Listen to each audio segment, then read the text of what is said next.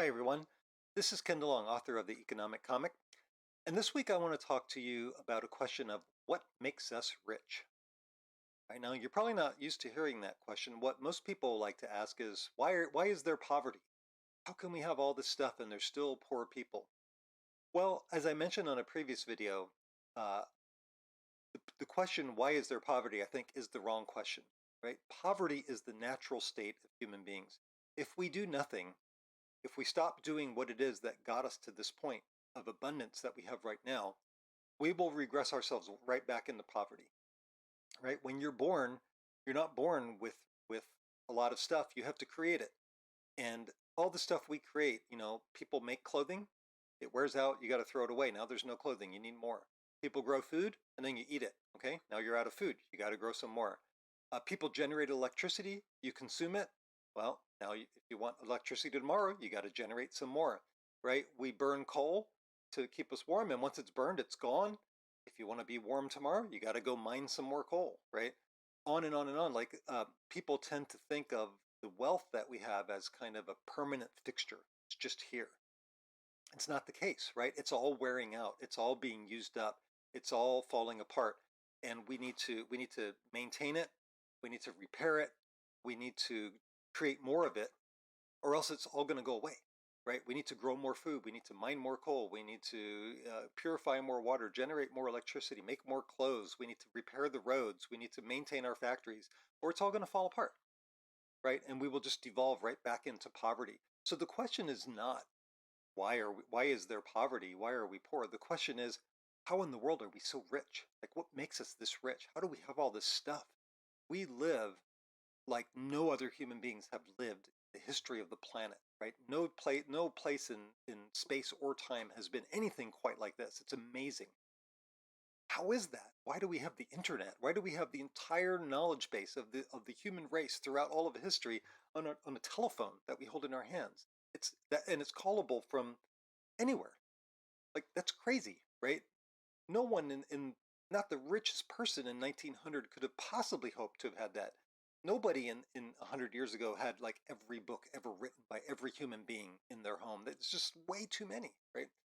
And not that's only the knowledge that was recorded in books. Like, and then we have all these other things, air jet travel, and you just list off the miracles of modern civilization. So what is it? How do we get here? So what is wealth? Right? So some people will say wealth is money. All right. So let's talk about money. And I'm going to do three thought experiments with you here. And I'm going to say, what happens if this goes away? So what would happen if money disappeared? Well, some people will say, well, we're all poor. But if you look around, my house is still here. The electricity's still on and the lights. There's still cars on the street. There's still gas at the gas station, right? Like, really, a lot of the physical world around us is still there. Now, of course, if everybody's bank account just went to zero tomorrow, it would be a major financial disaster, right? We would have lost track of who owes who money and how much people have earned or owe and everything. We'd have to start over at zero.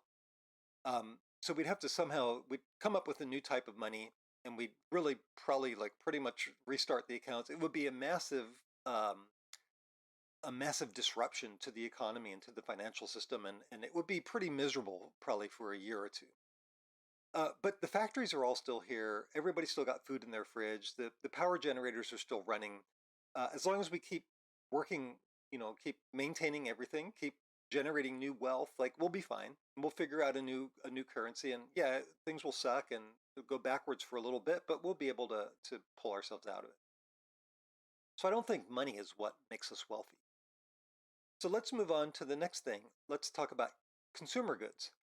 So when economists say consumer goods, what they're talking about is things that you want that for their own benefit, like food, water, entertainment, clothing, housing, furniture. Like, I just want those things. That's what I want. Give me a cell phone, give me a ceiling fan, give me an air conditioner. These things are things that I value. So what would happen tomorrow if all the consumer goods disappeared? You wake up in the morning and all your furniture's gone, all your clothing's gone. Let's assume you still have the clothing on that you're wearing, so it's not too risque. I want to shock any. Your refrigerator's empty. Uh, Pretty messed up, right? Like as they say, things would suck for quite a while, right? But again, the power plants are still there, the roads are still there, all the tools are still around, factories are still operational, the water purification plants are still around. So the whole capital infrastructure, all the things that we use to make our consumer goods, would still be there. Now, again, if all the consumer goods disappeared, yeah, things would really suck for a while. But we could go and, the farmers still have tractors and they still have their fields are still ready to go and they still have barns and pastures to keep the cows in and stuff like that.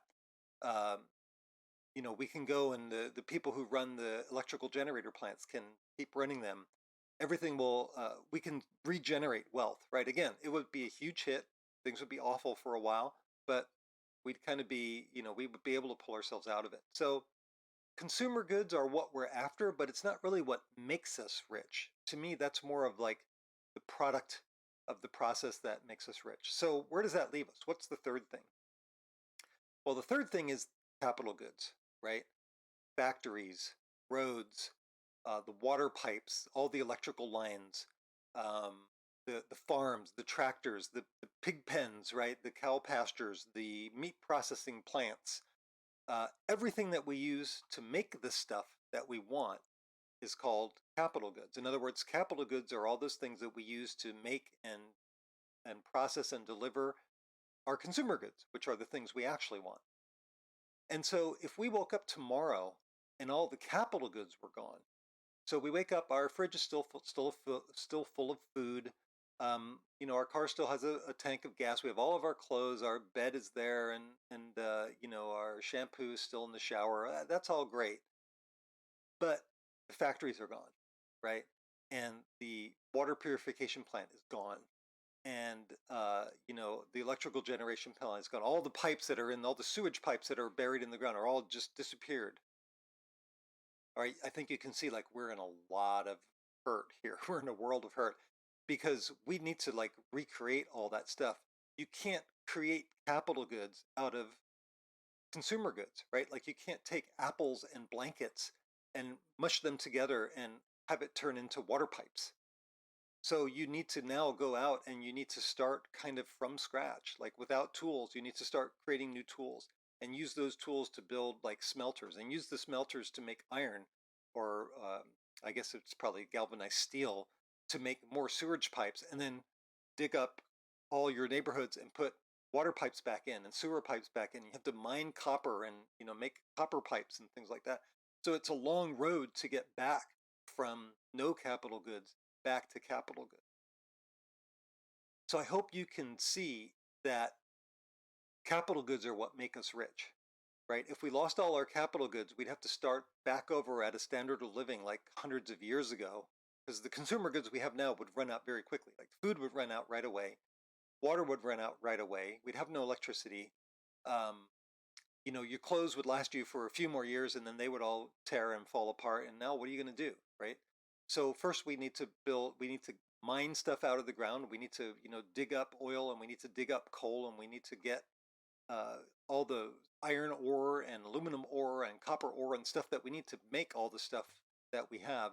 We need to build new factories. We need to, have a factory that smelts iron and a factory that you know, smelts copper and makes pipes and tools and all this stuff. And you have to start over from scratch, right? It would be pretty miserable. Like most of the population would die pretty quickly if the capital infrastructure was destroyed.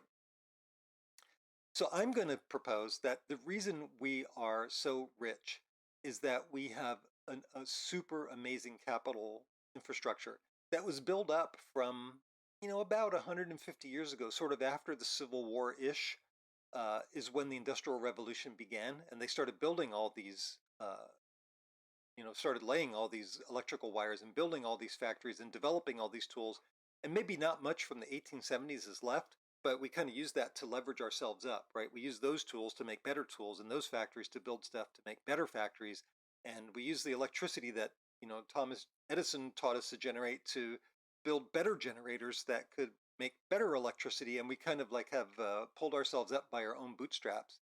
And all the capital infrastructure you see around you, electric lines, water pipes, water purification plants, power generation plants, that was all built by previous generations, right? By people who came before us and they left it for us, right? 90 years ago, a large crew of really tough men went into the Nevada desert and built the Hoover Dam. And a lot of them died, and a lot of them worked in this crazy 125-degree heat to build that dam for you. And now it's been generating electricity for 80, 90 years, and we've all been benefiting from that, right? We owe those men like a huge debt of gratitude. And we owe all the people who drilled up oil and drilled all the oil wells and made the pipelines and the tankers and all the stuff that is used to create all the wealth and abundance around us. All that was manufactured, built, discovered, perfected by the people that came before us. And they left us that capital infrastructure, they left us that knowledge, and we all benefit from it, right? So there's a big trend right now to like vilify the past and say what horrible people all those people were. Yet without them, we don't live the way we live now. We can live like people lived in 1720, like in a log cabin, producing 95% of your own food by going out every day and chopping wood and digging up gardens and burning wood in the wintertime trying to stay warm, and watching 8 of your 10 children die from malnutrition and disease, right? That's the lifestyle those people had. So just summarizing up, it's not money that makes society wealthy. It's not consumer goods that generates our wealth. That's Consumer goods are more of like a measurement of how wealthy we've become. The real generator of it all is capital goods, right? And we have to preserve and enhance the capital infrastructure if we want to preserve and enhance our civilization and our abundance, right? So one corollary of this, if we bring it back to sort of Federal Reserve and government policy, I think you hopefully can see now that printing up more slips of green paper, right, increasing the money supply, is not going to make everybody richer, right? It doesn't increase the amount of capital goods that we have. It doesn't add to our capital infrastructure either. And so simply making green pieces of paper and flooding them, throwing them all over the place isn't going to make anybody wealthy. If it would, then people 2,000 years ago would have just printed up huge amounts of money, and then they would have all had cell phones and jet airplanes, 2,000 years ago. Of course they didn't, because it doesn't work. All right, so this is Ken DeLong, and I'm going to sign off here, reminding you, don't believe what you hear in the mainstream about the economy. Think for yourself, form your own opinions, and use your own brain to work through these things as we do on these videos. And if you'll do that, I'll see you back here for the next video. Hey guys, if you want to understand more about economics, but you're just tired of the jargon and the technobabble of professional economists and media pundits, then check out my book, The Economic Comic, which is available on Amazon.